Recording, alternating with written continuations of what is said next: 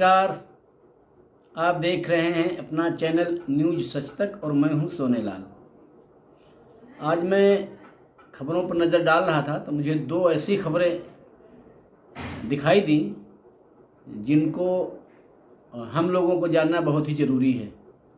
एक है हमारी दिनचर्या से संबंधित, और दिनचर्या भी ऐसी जिसकी वजह से आज पूरी मानवता ही खतरे में पड़ती जा रही है।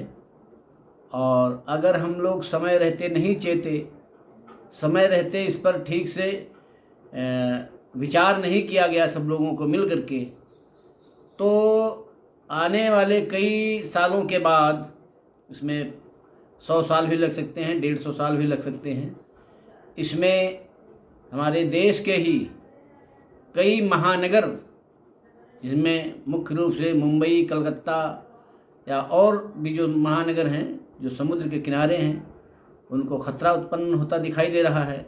जिस प्रकार से आज हमारे पास द्वारिका नगरी नहीं है, वो खाली समुद्र के अंदर समाई हुई नगरी हो गई है।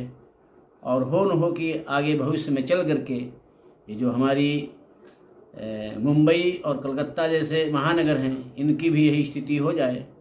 दूसरा विषय हमने देखा कि इतनी सतर्कता की जानकारी देने के बाद भी जो साइबर ठग हैं वो अपनी ठगी से बाज नहीं आ रहे हैं।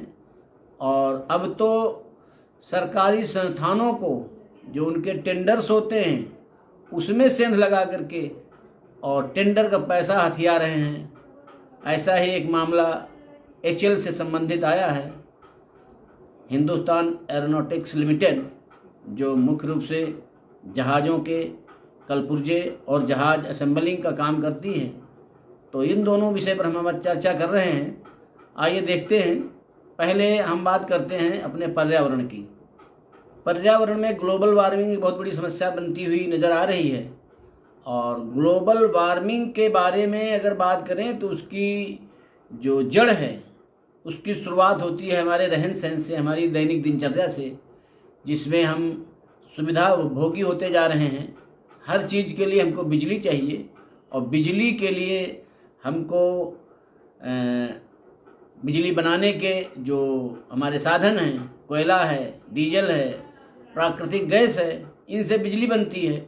और इनके दोहन से एक तो पृथ्वी हमारी खोखला होती जा रही है, और दूसरा ये है कि इनको जलाने के बाद जो गर्मी होती है वो, उससे जो है हमारे जो पर्यावरण में है ग्रीन हाउस इफेक्ट्स बन रहे हैं।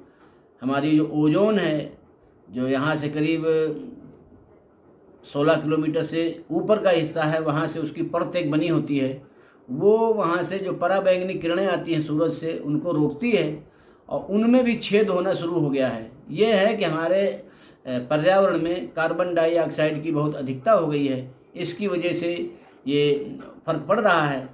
और इसमें जो हम लोग आजकल AC का उपयोग कर रहे हैं, AC से बनने वाली जो गैसें हैं वो पर्यावरण को नुकसान कर रही हैं। और इसकी वजह से हमारा जो है तापमान जो बढ़ता जा रहा है, और तापमान बढ़ने की वजह से हमारे ग्लेशियर पिघल रहे हैं, बुरी तरीके से ग्लेशियर पिघल रहे हैं। ऐसा माना जाता है कि आज से लगभग 100 साल बाद हमारे 80% ग्लेशियर पिघल जाएंगे।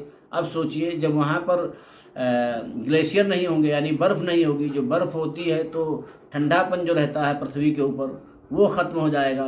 उसके ख़त्म होने के बाद में गर्मी बढ़ती जाएगी। जब गर्मी बढ़ेगी तो भयानक तरीके से बारिश होगी, बादल फटेंगे। तो जब बादल फटते हैं तो एक बाढ़ की बहुत बड़ी तबाही आती है। और उसके बाद में जब पानी ख़त्म हो जाता है, अचानक नदियाँ सूख जाएंगी। नदियाँ जब सूखेंगी तो हमारे पास जो शहर नदियों किनारे हैं वहाँ की पेयजल व्यवस्था प्रभावित होगी। और ये जब पानी ज़्यादा बरसेगा, बर्फ़ ज़्यादा पिघलेगी, तो ये जाएगी समुद्र में। तो समुद्र में जाने के बाद में वहाँ का जल स्तर बढ़ेगा।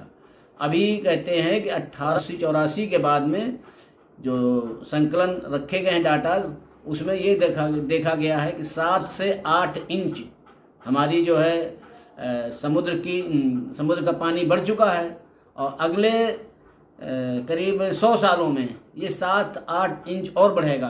तो आप मानिए कि 16 इंच पानी बढ़ चुका होगा, तो जो समुद्र के किनारे जो बसे हुए हिस्से हैं वो पूरी तरीके से जलमग्न होने लगेंगे, और जलमग्न होने लगेंगे तो वहाँ की आबादी तबाह हो जाएगी, वहाँ का जो इंफ्रास्ट्रक्चर है वो तबाह हो जाएगा। तो इस प्रकार से एक बहुत बड़ी चुनौती हमारे जो मानव जीवन है उसके ऊपर खड़ी होने वाली है। दूसरा विषय जो हम बात कर रहे थे साइबर ठगी की, कानपुर में एक कंपनी है HAL, हिंदुस्तान एरोनॉटिक्स लिमिटेड। तो ये मुख्य रूप से हवाई जहाज़ को असेंबल करने का काम करती है, मरम्मत का भी काम करती है। तो यहाँ पर डोर्नियर जहाज़ बन रहे हैं इस समय। तो डोर्नियर जहाज़ बनने के लिए क्या होता है कि जो सामान यहाँ पर नहीं बनते हैं, जो कलपुर्जे हमारे भारत में नहीं बनते हैं, तो आयात किए जाते हैं। इसके लिए कंपनी ने अमेरिका की एक कंपनी से बात की जो इस प्रकार के कलपुर्जे बनाती थी, और बात करने के बाद में ये हुआ कि हम जो है इसका पैसा भेजेंगे, और इन्होंने अपना डॉलर में 55 लाख रुपए भेज दिया। भेजने के बाद में जब 1 महीना हो गया, वहाँ से कोई जवाब नहीं आया, ना तो वहाँ पर से रिसीट कोई आई, न उन्होंने कन्फर्म किया कि पैसा मिल गया है। तो इन्होंने दोबारा फिर मेल करे, मेल करने के बाद भी जवाब नहीं आया। फिर उसके बाद में 3-4 मेल करने के बाद में भी जब वहाँ से कोई जवाब नहीं आता है, तो ये फिर जो शुरुआत हुई थी, जहाँ से जो करस्पॉन्डेंस इनके साथ हुआ था, वो अपना चेक किया, और उस ईमेल आईडी पर जब इन्होंने संपर्क किया तो पता चला कि साइबर ठगों ने जिस कंपनी से इनकी बात हुई थी उस कंपनी के नाम की ही दूसरी कंपनी खोल ली थी इस बीच में। और इन्होंने जो है करस्पॉन्डेंस चलता रहा, जब पैसे पेमेंट की बात आई तो इनका संपर्क हो गया उस जो कंपनी को उन्होंने बनाया था फर्जी तरीके से, उससे संपर्क हो गया। अब देखिए उन्होंने कितना छोटा सा बिल्कुल काम किया, और उसकी वजह से HAL के 55 लाख रुपए चले गए।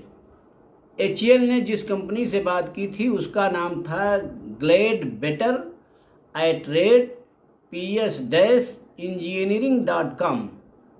अब इनसे बात हुई थी, लेकिन इस बीच में इनकी आईडी पर एक दूसरा मैसेज जो आता है बिल्कुल नाम सेम है, लेकिन इंजीनियरिंग में जहाँ पर डबल ई का प्रयोग होता है उन्होंने सिंगल ई का प्रयोग किया, और इनके संपर्क में ये लोग हो गए। अब देखने में तो इतनी जल्दी नहीं लगता है कि इसमें गड़बड़ होगा, आमतौर पे देखता है सब कुछ सही है। तो इन्होंने क्या किया कि पेमेंट के लिए जब उनसे डिटेल मांगा कि भाई आप किस खाते पर पेमेंट किया जाए, तो glad-better@ps-engineering.com, जिसमें इन्होंने क्या किया था, इंजीनियरिंग में डबल ई की जगह पे सिंगल ई लगाया हुआ था, उस कंपनी ने वहाँ से अपना न्यूयॉर्क का एक खाता नंबर दे दिया। अब न्यूयॉर्क के खाता नंबर जब देने के बाद में इन्होंने क्या किया, भारतीय मुद्रा के अनुसार 55 लाख रुपए का पेमेंट कर दिया। जब पेमेंट मिलने के बाद भी न तो कलपुर्जे आए और न तो वहाँ से कोई जवाब आया, तब इन्होंने कई बार इसी कंपनी को किया, लेकिन नहीं हुआ। तो बाद में फिर छानबीन की गई, देखा गया कि ये मामला क्या है। तो मामला पकड़ में आया कि हमारा जो पहला करस्पॉन्डेंस हुआ था, वो जिस कंपनी से हुआ था उसमें इंजीनियरिंग की स्पेलिंग सही लिखी थी, लेकिन ये जो कंपनी बाद में बीच में घुस गई, इसकी जो है स्पेलिंग में एक ई की कमी थी। तो अब देखिए छोटी सी गलती, छोटा सा परिवर्तन करने के बाद में इतना बड़ा फ्रॉड हो गया। तो हम लोगों को अपने जीवन में जब कभी, आजकल हम लोग सभी ऑनलाइन पेमेंट करते हैं, कभी क्या होता है ऑनलाइन कोई चीज़ मंगाते हैं और भी तमाम करस्पॉन्डेंस होते हैं, किसी को हम पैसे भेजते हैं, तो उसमें क्या होता है कि आप सतर्क रहें कि कभी भी आप पूरी तरीके से word to word, comma to comma, dot to dot जब तक आप चेक नहीं कर लेते हैं तब तक ऐसे ट्रांजैक्शन नहीं करना है, नहीं तो आगे चल करके आपको बड़ी मुसीबत का सामना करना पड़ सकता है। हो सकता है आपके बैंक खाते भी खाली हो सकते हैं, गलत लोगों के हाथ में आपकी डिटेल पड़ सकती है। तो ये हमने इससे पहले भी 2 बार इस प्रकार के वीडियो बना चुके हैं, जिसमें लोगों को आगाह करते रहे हैं कि कृपया आप इस चीज़ को गौर से देखिए, और जो भी करस्पॉन्डेंस करें बड़ी सावधानी से करिए। आप जिससे बात कर रहे हैं उससे भी सावधानी से बात करिए, क्योंकि आज तरीके जो बदल रहे हैं, आप एक तरीके प्रति सजग होते हैं, दूसरा तरीका साइबर ठग अपना लेते हैं। अभी आपने देखा होगा कि म्यांमार से सैकड़ों की तादाद में हमारे भारतीय नौजवान जो नौकरी के चक्कर में विदेश गए और जा कर के कोई कोलंबिया, कोई सिंगापुर, कहाँ से जा कर के और वो पहुंच गए बर्मा में। अब बर्मा में जा कर के इनको बंधक बना लिया गया। इनको बंधक बनाने के बाद में अब इनसे जो है साइबर ठगी कराई जाती थी। तो इसमें ऐसे हज़ारों लड़के इसमें फंसे हुए हैं। उसमें 500-600 बच्चे अभी तक वापस आ चुके हैं भारत सरकार की पहल के बाद में, और अभी भी ना जाने कितने हैं। वो लोग बताते हैं कि 2-2 दिन तक खाना नहीं देते थे। जब खाना नहीं देते थे कहते थे कि आप ये काम करना है, इतने जगह फ़ोन करना है, इतने लोगों को फंसाना है और ऐसा करना है। तो यहाँ के जो पेशेवर उसमें फंस जाते हैं। तो इस प्रकार से बहुत बड़ा नेटवर्क इस समय इनका काम कर रहा है। हम सबको खुद को बचना है, अपने परिवार के सदस्यों को बचाना है, क्योंकि समय बहुत ही खराब होता जा रहा है।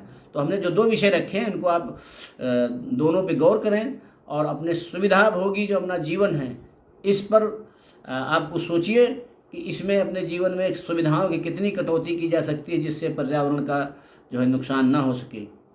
और इस अंक में बस इतना ही। अंक में फिर किसी अन्य विषय पर आपके सामने प्रस्तुत होगा। तब तक आप जो है देखिए, लाइक करिए, शेयर करिए और सब्सक्राइब करिए। धन्यवाद।